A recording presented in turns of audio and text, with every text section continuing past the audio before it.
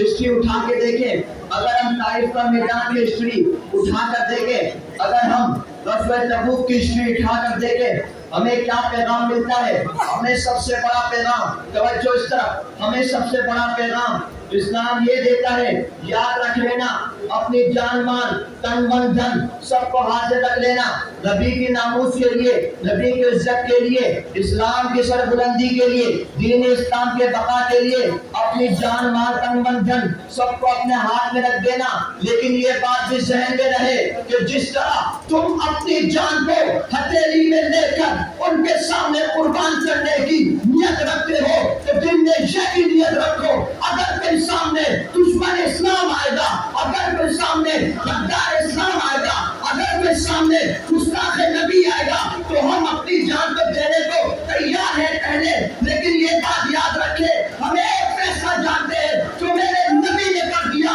एक गुस्ताख नबी का साथ 10 साल करके रख देंगे।